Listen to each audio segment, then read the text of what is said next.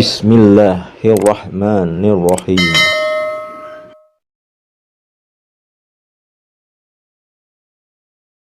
A'udzubillahi minasyaitonirrajim. Bismillahirrahmanirrahim. Assalamualaikum warahmatullahi wabarakatuh. Alhamdulillahi rabbil alamin. Wassalatu wassalamu ala sayyidinal karim Muhammadin wa ala alihi wa ashabihil mujahidina tohirin amma ba'du. Bersyukur kita kepada Allah dengan kita mengucapkan alhamdulillah.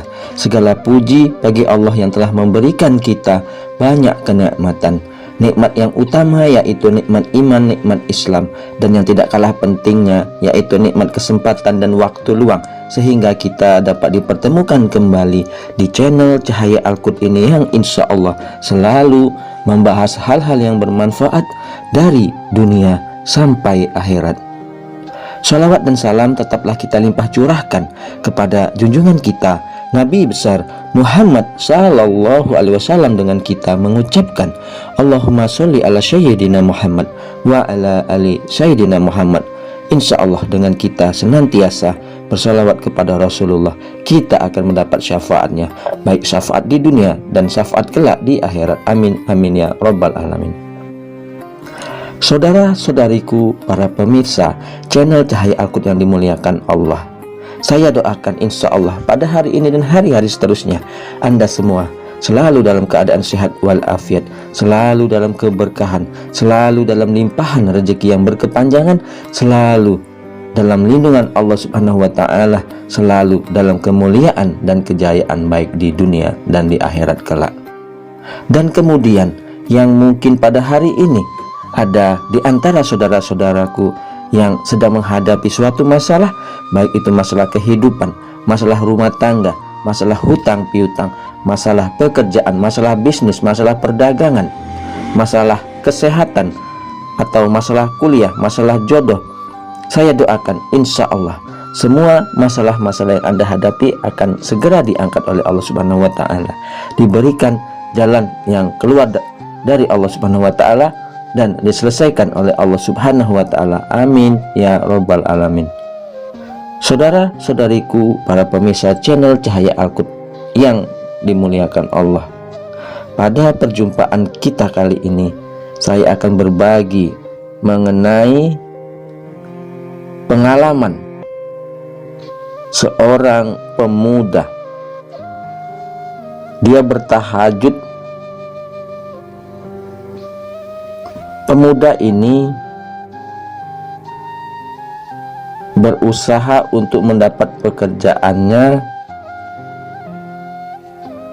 lalu di sela-sela dia menganggur, dia kembali kepada Allah, berdoa, bermunajat kepada Allah di tengah-tengah sholat tahajudnya. Pemuda ini berkeyakinan usaha adalah nomor satu dan hasilnya adalah nomor dua. Kisah ini kisah yang memahami tentang takdir Allah. Nah, saudara-saudariku yang dimuliakan, yang dirahmati dan tentunya dicintai Allah Subhanahu wa Ta'ala, kembali saya ceritakan kisah seorang pemuda ini. Ini adalah kisah pribadi yang menceritakan tentang perjalanan memahami takdir. Kata si pemuda tersebut, saya hanya coba membagi kisah hidup seorang manusia dalam perjalanan di muka bumi ini. Mudah-mudahan ini berguna. Nah, saudara-saudariku yang dimuliakan Allah, pemuda ini berkata, dulu ketika saya keluar dari suatu perusahaan, saat itu punya rasa optimis yang besar. Rasa optimis itu adalah bahwa saya akan cepat dapat kerjaan lagi. Perasaan tersebut didukung oleh pesangon yang saya miliki. Memang pesangon yang saya miliki tersebut lumayan untuk hidup sendiri selama 1 tahun di kota Jakarta. Setelah resmi keluar, mulailah saya jadi pengangguran. Tiap hari kerjaan saya adalah ke warnet cari lowongan. Kalau Sabtu atau Minggu beli koran, cari lowongan. Segala macam lowongan saya masuki dan tak peduli cocok atau tidaknya dengan latar belakang pendidikan dan pekerjaan, yang penting melamar. Selama setahun saya habiskan uang pesangon untuk mendukung rasa optimis tersebut, dan hasilnya adalah uang habis, pekerjaan tidak kunjung didapat, hingga akhirnya saya pun terusir dari kota Jakarta. Saat itu saya terlunta-lunta untuk kembali ke kampung halaman. Saya pesimis karena di benak saya saat itu adalah cari kerja di Jakarta yang banyak informasi aja susah, apalagi kalau nyari kerjaan di kampung. Akhirnya saya bergerilya di dua kota, numpang hidup di teman dan saudara, tak terperi kesusahan dan kepedihan dalam perjuangan untuk mendapatkan pekerjaan tersebut. Saya membunuh rasa harga diri dan demi perjuangan ini. Puncak dari perjuangan demi mendapatkan pekerjaan adalah diusir secara halus oleh saudara sendiri dari rumahnya. Maka tak terasa air mata mengalir dari sudut mata saya dan bertanya, mengapa ini terjadi? Bukankah aku sedang berusaha? Ya Allah. Akhirnya dengan muka tertunduk saya pulang juga ke kampung. Saat itu saya merasa diri sebagai pecundang. Ternyata otak, tenaga, dan segala usaha tidak bisa menolong diri saya untuk mendapatkan pekerjaan. Selama 1 bulan di kampung, saya berusaha mendekatkan diri kepada Allah, sholat 5 waktu, tahajud, dan sholat duha.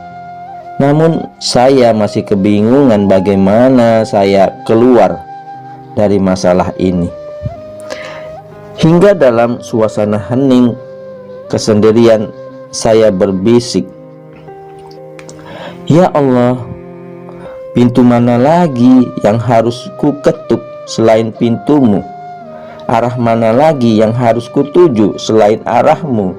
Timur, barat, utara, selatan sudah kulewati, namun tak ada cahaya menghampiriku ya Allah. Beribu petuah sudah ku resapi, beribu kabar ku selami, beribu cara sudah kulalui. Adakah yang kurang dariku ya Allah? Aku hanya debu, tak mampu aku, hanya Engkau ya Allah yang mampu. Kini aku berserah diri kepadamu ya Allah. Kuserahkan ke tanganmu yang terbaik bagiku, namun satu yang harus kau tahu, aku hanyalah manusia biasa.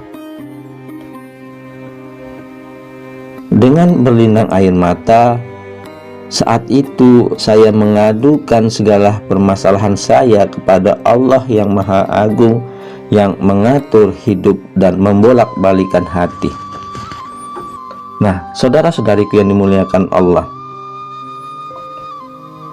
ternyata memang manusia diperintahkan untuk berusaha karena hasil adalah urusan Allah. Seminggu kemudian ibu saya mengatakan bahwa paman jauh sedang pulang kampung. Katanya beliau seorang personalia di satu perusahaan. Singkat kata, saya bertemu dengan beliau, dan akhir dari pertemuan itu beliau bersedia memasukkan saya ke perusahaan tempat beliau kerja. Dan ternyata hanya butuh 2 minggu akhirnya saya diterima di perusahaan tersebut. Ajaib, Akal saya tidak bisa menerima kenyataan ini. Bagaimana bisa paman jauh yang sudah lama tidak jumpa mendadak pulang kampung hingga menjadi jalan bagi saya untuk mendapatkan pekerjaan? Bukankah itu kehendak Allah? Dan tidak cukup di situ saja, ada lagi keajaiban datang.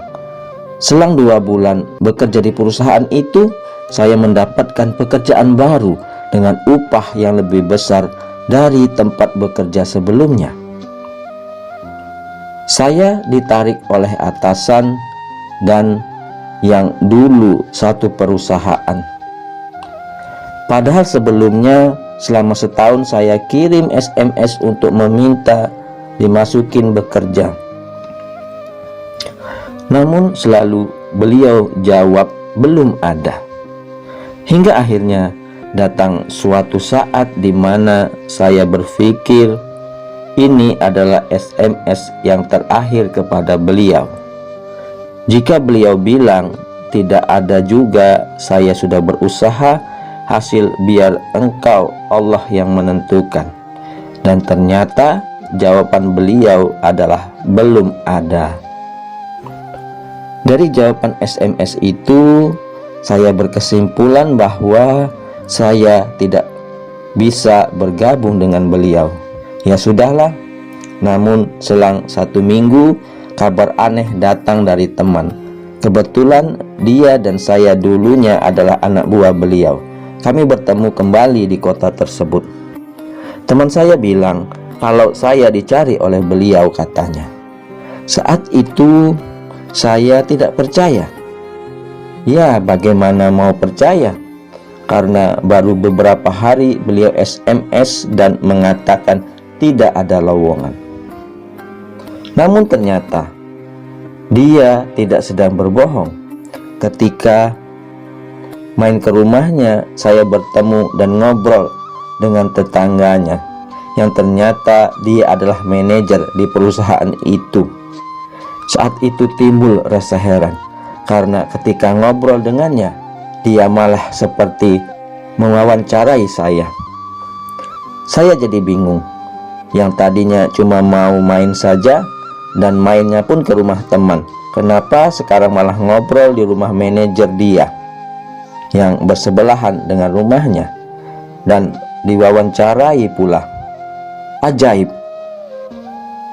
Akhir dari wawancara tersebut adalah saya disuruh mengirimkan lamaran dan harus dikirim besok harinya. Susah untuk dipercaya. 2 minggu kemudian saya pun bekerja di perusahaan tersebut. Saya menarik kesimpulan dari kisah saya dalam mencari pekerjaan ini, usaha adalah nomor 1, hasil nomor 2. Kita hanya berusaha semaksimal mungkin, biarlah Allah yang menentukannya. Wahai orang-orang yang beriman, mohonlah pertolongan kepada Allah dengan sabar dan sholat. Sungguh Allah beserta orang-orang yang sabar. Al-Quran Surat Al-Baqarah ayat 153. Kemudian di dalam Al-Quran Surat Al-Insyirah ayat 5-6. Sesungguhnya setelah kesulitan itu ada kemudahan. Sesungguhnya setelah kesulitan itu ada kemudahan. Nah, saudara-saudariku yang dimuliakan, yang dirahmati dan tentunya dicintai oleh Allah Subhanahu wa taala, dari kisah tersebut yang saya ceritakan kembali, dari seorang pemuda yang menganggur dan akhirnya dia sholat tahajud kemudian mendapatkan pekerjaan dari hasil ikhtiar dan berdoa beribadah kepada Allah di saat sepertiga malam. Nah, saudara-saudariku yang dimuliakan Allah, yang dirahmati dan tentunya dicintai oleh Allah Subhanahu wa taala,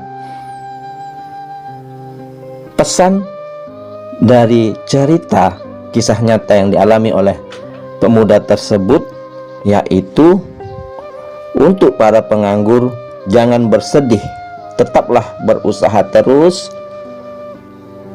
sambil berdoa, melaksanakan sholat tahajud di sepertiga malam. Insya Allah, sesuai janji Allah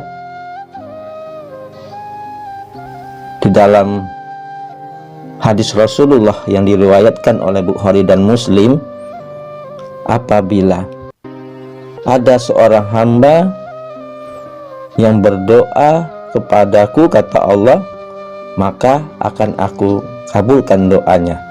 Apabila ada hambaku yang bermunajat meminta kepadaku, akan aku beri.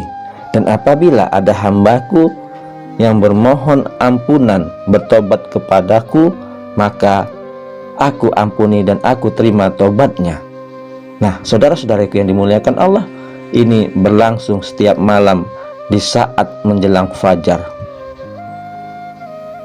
Lakukanlah doa setelah sholat tahajud, perbanyak istighfar kepada Allah, memohon ampunan kepada Allah. Mudah-mudahan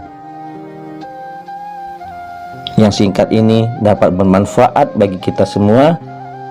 Yang adapun yang benarnya datangnya dari Allah Subhanahu wa taala, yang salah adalah kesilafan dari diri saya. Kepada Allah Subhanahu wa taala saya mohon ampun.